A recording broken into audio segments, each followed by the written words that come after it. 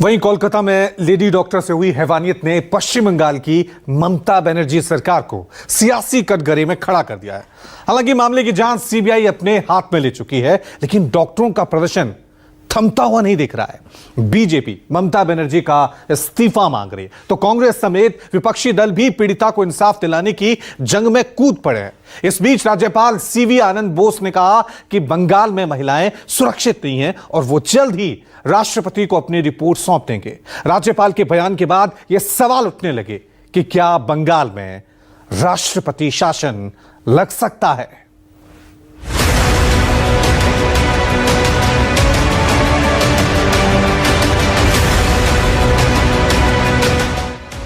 Doctors की हड़ताल जारी, वकीलों की टोली भी हैवानियत के शिकार लेडी डॉक्टर को इंसाफ दिलाने की खातिर सड़कों पर उतर गई।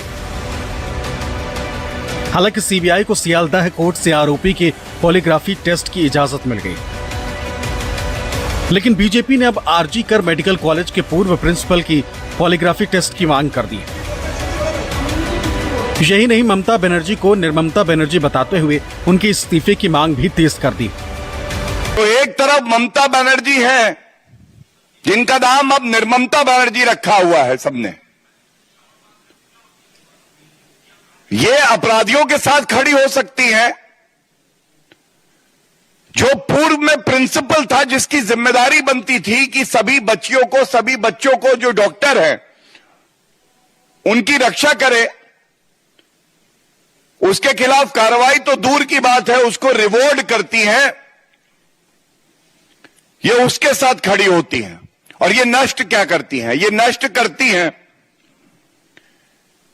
एक महिला की अस्मिता को, नष्ट करती है ये संविधान के प्रावधानों को, जिसकी इन्होंने शपथ ली है कि मैं बचाऊंगी। बीजेपी नेताओं ने ममता बनर्जी का इस्तीफा मांगा तो पश्चिम बंगाल के राज्यपाल ने भी बंगाल को महिलाओं के लिए असुरक्षित बता दिया। यही नहीं, केंद्रीय गृह मंत्री अमित शाह का जिक्र कर पश्चिम बंगाल में राष्ट्रपति शासन की अटकलों को भी गर्म कर दिया। In Bengal, the government has ensured that women have no protection. That is what is reflected in the gruesome tragedy that has taken place in RG-Kar. That should not be repeated again. In my communication with the Home Minister and the Union Ministers, I do not want to discuss the details in public. I'll do my duty. Regarding RG-Kar, whatever steps are to be taken will be taken. Lady doctor से हैवानियत की जांच CBI को सौंपे जाने के बाद पश्चिम बंगाल की मुख्यमंत्री ममता बनर्जी ने भी आरोपी को सजा दिलाने की मांग के साथ मार्च किया, लेकिन बीजेपी ने दीदी के इस मार्च को मजाक बता दिया। बीजेपी से इतर कांग्रेस और विपक्षी दलों के नेताओं ने भी लेडी डॉक्टर को इंसाफ दिलाने का नारा बुलंद किया, लेकिन टीएमसी नेताओं ने इसे ममता सरकार और बंगाल को बदनाम करने की सियासी साजिश बताकर खारिज कर दिया। बंगाल में लॉ एंड ऑर्डर खराब है, वो हेल्थ मिनिस्टर है, वो लॉ एंड ऑर्डर के मालिक है, उनकी सरकार है। किसके खिलाफ? अगर ये नौटंकी है, अगर नहीं संभल रही है तो इस्तीफा दे देनी चाहिए। गुंडे इनके, सरकार इनकी, नौटंकी इनका। रोड पर किसको दिखा रही हैं?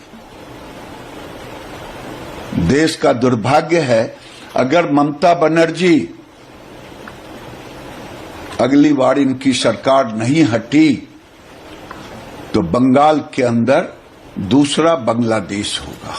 तथ्य इकट्ठे किए जा सकते हैं, लेकिन देरी का मतलब यह होता है कि प्रोसिक्यूशन, जो कि उस वक्त ममता बनर्जी, क्योंकि गृह मंत्री थी, पुलिस उनकी थी, उनके तत्वाधान में था, उसको कमजोर करने का प्रयास। तो पहला सवाल यह है, ममता बनर्जी, आपका मुझे वक्तव्य याद है, आपने कहा कुछ दिन बाद सीबीआई को मैं जांच ट्रांसफर कर दूंगी अगर मगर। जब ये जघन्य अपराध होने के बाद खबर आती है, त्वरित कार्रवाई करते हुए आपने तुरंत सीबीआई को ये इन्वेस्टिगेशन ट्रांसफर क्यों नहीं करी? ये देखो, ये राजनीति है। बात स्पष्ट है कि रेप हुआ है, कड़ी कार्रवाई करनी चाहिए। इसमें इस मामले को जिस तरह बीजेपी उठा रही है, ये बहुत गलत है। हमारे डॉक्टर्स की मांगे जो हैं जायज़ हैं, लेकिन अब जो सेंट्रल प्रोटेक्शन एक्ट की बात हो रही है, उनको सुरक्षा मिलनी ही चाहिए। लेकिन उस सुरक्षा की जो कामना कर रहे हैं, इस पर सरकार और समाज ज़रूर ध्यान दे और देना भी चाहिए, हमारे माननीय प्रधानमंत्री को भी, क्योंकि सेंट्रल सब्जेक्ट है। देना चाहते थे सीबीआई को, तो हमको रिक्वेस्ट किया था, आप जा रहे हैं सीबीआई, वो इन्वेस्टिगेटर जो है उसको हैंडओवर कर दीजिए। मैंने हैंडओवर कर दिया। पीड़ित परिवार का कहना है कि पुलिस ने बहुत आनंद फानन में सब कुछ कर दिया। उनको ऐसा लगता है कि उनके साथ जस्टिफिकेशन नहीं।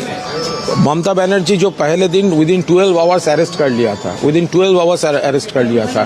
फास्ट ट्रैक कोर्ट में वो ट्रायल होगा, फांसी का सजा मांगा। ममता दीदी जो करना था कर दिया, और सीबीआई में कोई इतराज उनका नहीं था। सीबीआई हो गया है, अभी जस्टिस तो सीबीआई को देना पड़ेगा। एक आखिरी सवाल, टीएमसी में भी अलग अलग तरह के सुर आ रहे हैं, आप इसको कैसे देखते हैं? क्या नहीं, अल्टीमेटली ममता दीदी का लीडरशिप में अभिषेक बनर्जी जनरल सेक्रेटरी, पूरा पार्टी यूनाइटेड है। We want justice also. Mamata di has done her best. को कैसे बचाए, और हम जो अपराधी हैं उसमें हम उनकी रोल को कैसे छिपाए, इस पर लगे हुए हैं। और ममता जी की नेतृत्व में अगर आप एमपीज और एमएलएज के बयान देखेंगे, विशेषकर जो महिला एमपीज है जो बयान दे रहे हैं, मतलब इतने गलत बयान। मतलब वो कब डॉक्टर बन गए हैं कि वो पूरा पोस्टमार्टम का जो है ना, वो एक्सरे करवा कर बोल रहे हैं कि ऐसा नहीं है, ऐसा है। और जो एक्चुअल बलात्कार के जो घटना घटी है, उसके बारे में एक शब्द नहीं। तो ममता जी और उनके जितने चुने हुए लोग हैं, और जो एक एमपी है, जो राज्यसभा के एमपी है, उन्होंने जो एक संवेदनशील रोल प्ले करने का प्रयास ही किया, तुरंत पुलिस ने उनको भी। पीड़िता के माता पिता को भी सीबीआई जांच से इंसाफ की उम्मीद है, लेकिन उनका कहना है कि जिस तरह आरोपियों की जगह इंसाफ के लिए सड़कों पर उतरे लोगों पर कार्रवाई हो रही है, उससे राज्य सरकार की नीयत पर शक हो रहा है। मनोज पांडे, कोलकाता, न्यूज़ 24।